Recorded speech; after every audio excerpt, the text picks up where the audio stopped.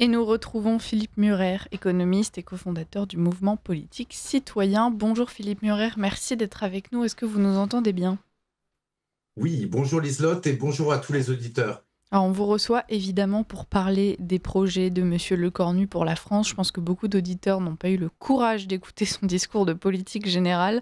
Donc on va essayer d'en faire un résumé ce matin et bien évidemment en s'attardant sur l'aspect économique, puisque vous êtes particulièrement compétent dans ce domaine et que par ailleurs, évidemment, c'est l'une des questions qui inquiète le plus les Français.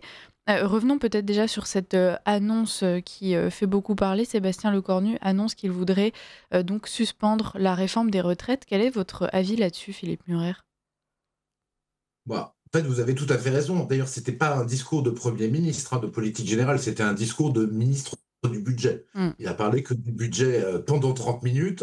Un petit homme gris, sans souffle, sans vision, qui ne veut qu'une chose, c'est s'accrocher à son siège. Et donc, la meilleure chose pour s'accrocher à son siège, c'était d'obtenir le vote du PS.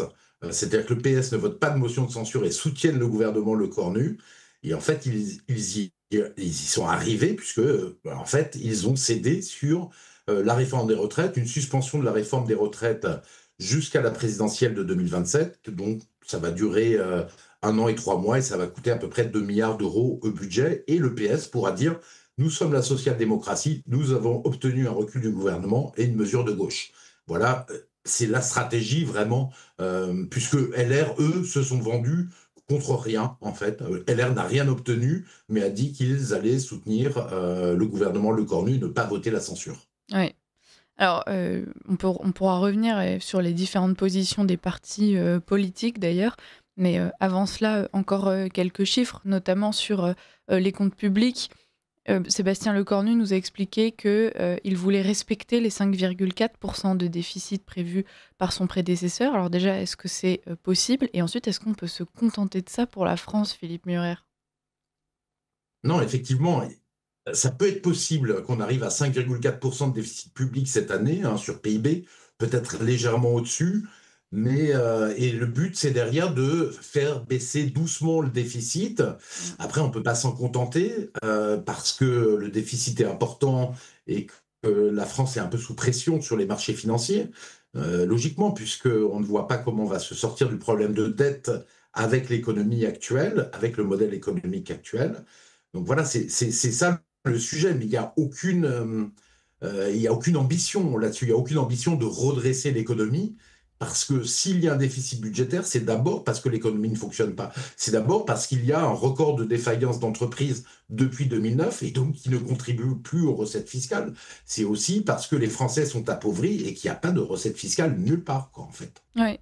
Sur ce record de défaillance des entreprises, Sébastien Lecornu a annoncé qu'il voulait baisser les impôts justement sur les petites et moyennes entreprises, mais forcément, ça sera couplé d'une hausse d'impôts sur les entreprises les plus importantes.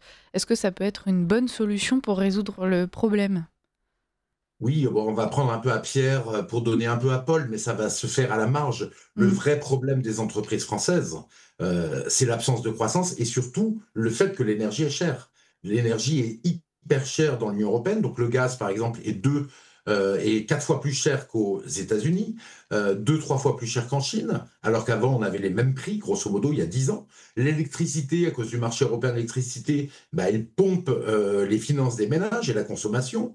Elle leur pose des problèmes, et puis ce prix d'électricité, il fait tomber en faillite plein d'entreprises. Il fait que l'industrie ne peut pas être compétitive et est en train de s'effondrer petit à petit entre gaz et électricité. Et c'est ça le sujet. Le problème, c'est que personne n'en parle pratiquement, à part quelques partis d'opposition, mais même le patronat ne réclame pas ça, alors que c'est la clé. Le patronat, le MEDEF, en fait, est un espèce de traître aussi lui-même vis-à-vis des petites entreprises et moyennes entreprises, et même des grandes, en ne parlant pas du sujet de l'énergie qui est majeur. On ne peut pas réindustrialiser, on ne peut pas avoir une économie qui tient avec une énergie 2 fois plus chère que dans les autres pays du monde. Oui. Alors l'ennui, c'est que l'énergie, justement, ça ne nous concerne plus seulement nous, Français, et nos producteurs français d'énergie, puisqu'on sait la façon dont ça a été géré jusqu'à présent. Est-ce que vous pensez justement que si Sébastien Lecornu évite de toucher à ce sujet pour le moment, c'est parce qu'il a conscience que c'est désormais... Enfin, le terrain est miné, quoi. En fait, le problème, c'est que c'est l'Union européenne qui définit la politique Mmh. pour l'achat de gaz et surtout pour le marché européen de l'électricité qui a fait doubler les prix, hein.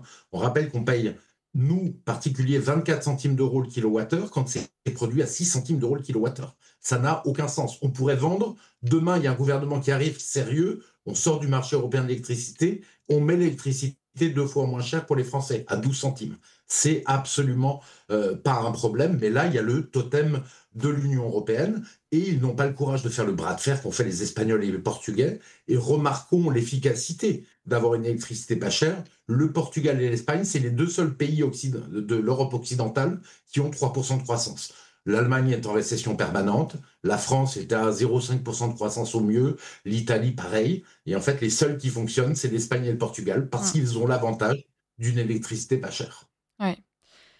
Continuons sur le discours, de Sébastien, Lecornu. Il a expliqué que, il se pencherait sur, une fiscalité, ciblée pour les grandes fortunes. Donc, il reprend cette idée, de la taxe pour les plus riches. À nouveau, qu'est-ce que vous en pensez? On recevait le fiscaliste de Contribuables et Associés, hier, qui nous expliquait que cette mesure était, aberrante, qu'elle ne résoudrait rien, en tout cas sur, le court terme, que ça pouvait sembler une bonne idée, mais que faire ça ferait fuir en fait ces fortunes. Alors effectivement, le problème, pour que les Français le comprennent, c'est que, en fait, il y a des entreprises qui gagnent beaucoup d'argent et ce ne sont pas, par exemple, les Arnault qui possèdent directement LVMH, ils ont mis une holding entre les 2. C'est la holding de Bernard Arnault qui possède LVMH. Donc les dividendes sont remontés, il n'y a pas de fiscalité sur les dividendes, en fait, puisque c'est remonté dans une société de tirelire qui est la holding. Ça, c'est anormal parce que, et c'est vrai que c'est anormal parce qu'aux États-Unis, ces holdings sont, en fait, les dividendes sont imposés comme s'il n'y avait pas de holding. Donc ça, c'est la logique. Le problème, c'est que le Cornu, en fait, est en train de reprendre un peu la taxe Zuckman Mmh.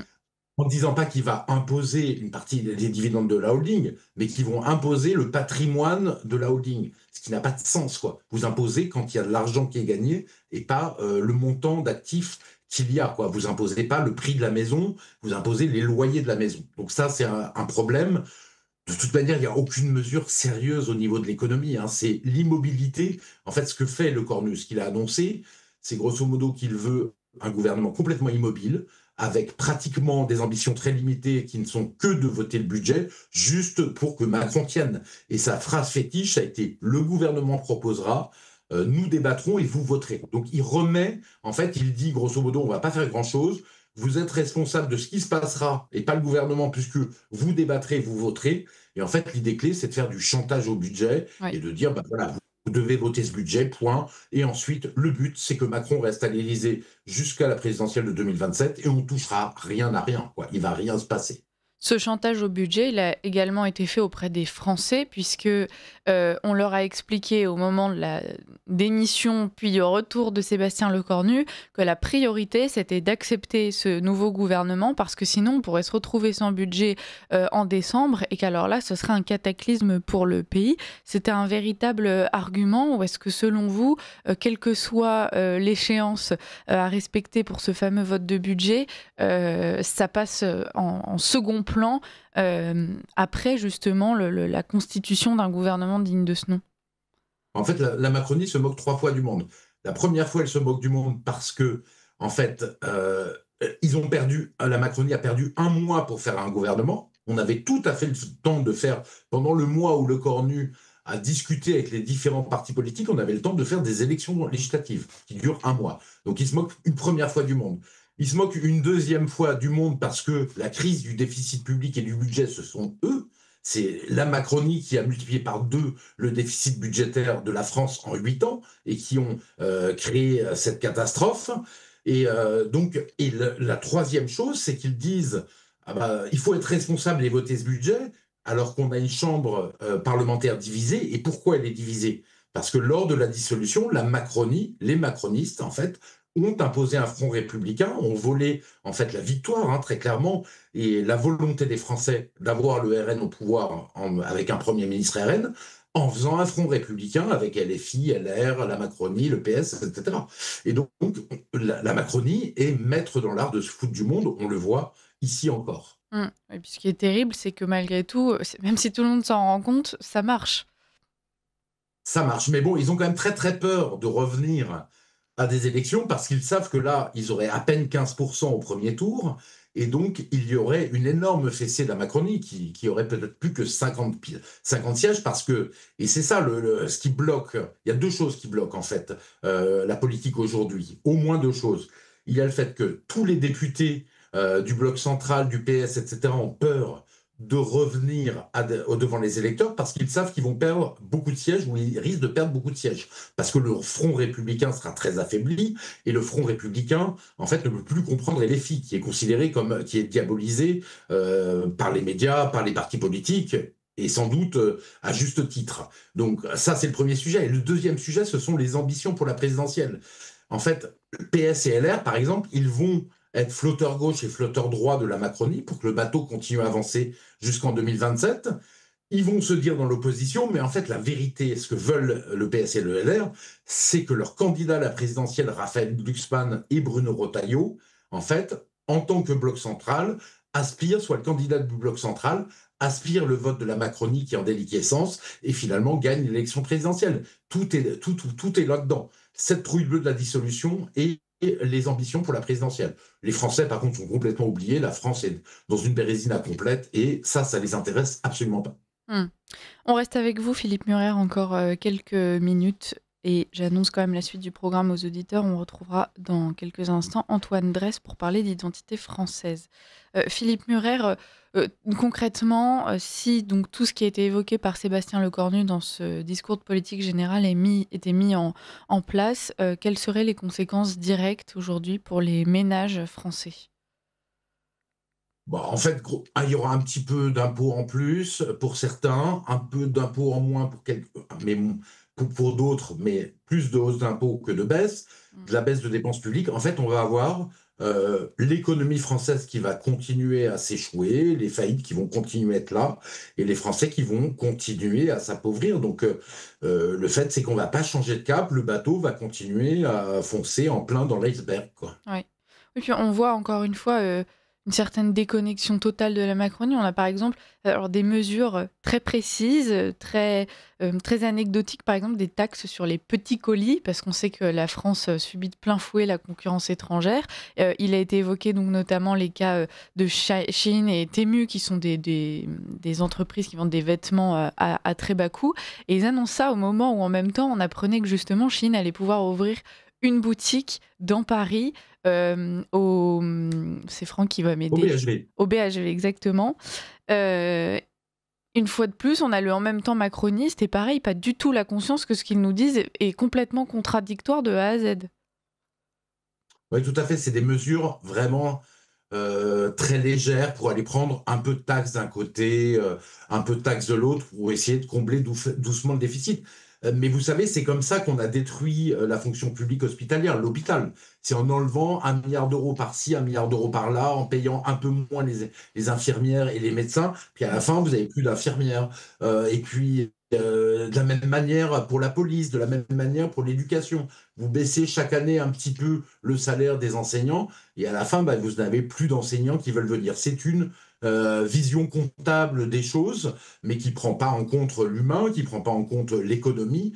Et donc, voilà, donc c'est juste, on fait du budget, on essaye d'arriver à voter un budget à peu près, pas même plus en équilibre, et on espère que ça va fonctionner. Mais il ne s'attaque à rien. Mais vous savez, il n'y a pas que la Macronie qui fait ça. On a la France qui s'enfonce dans le désastre dans tous les domaines. Donc on l'a vu sur l'économie, on le sait sur l'éducation, à cause du manque de discipline en classe qui n'a pas été mis en place, à cause de programmes qui sont extrêmement mal faits par un conseil des programmes qui est avec des politiques et des universitaires et non des enseignants. On a une éducation qui se délite. On a, à cause de l'énergie chère, une industrie qui se délite. Donc tous ces problèmes-là, et même la délinquance et le crime qui prospèrent en France, si vous voulez, à cause du laxisme judiciaire et du manque de places de prison. Même un Bruno Retailleau, qui dit qu'il est le partisan de l'ordre, de l'ordre, de l'ordre, ils sont incapables de faire autre chose que de la com. Ils sont incapables de dire, eh bien, il faut doubler le nombre de places de prison. Si on n'a pas 2 fois plus de places de prison, on ne pourra pas sanctionner les coupables et protéger les victimes. Et donc, on sera dans une justice laxiste. Ils ne disent pas, Bruno Retailleau, qu'il faut changer les procédures pénales qui sont tellement complexes que les policiers En, s'y perdent. en 2 secondes, Oui, Philippe Murer, on doit finir. voilà. Donc, en fait, ces gens-là, tous les politiciens font juste de la com, ils ne répondent pas aux Français, ils ne proposent pas de solutions sur les sujets majeurs. Et ils parlent de taxes périphériques comme la taxe Zuckman, Mm. taxer Shine ou Temu, et il n'y a aucune vision d'ensemble pour la France. Ils pensent à leur poste, à la gamelle, avant de penser aux Français. Merci pour ce résumé, Philippe Murer. Je vous dis à très bientôt. J'espère pouvoir continuer ce genre de discussion de façon un peu plus détaillée avec vous. Merci beaucoup et bonne journée.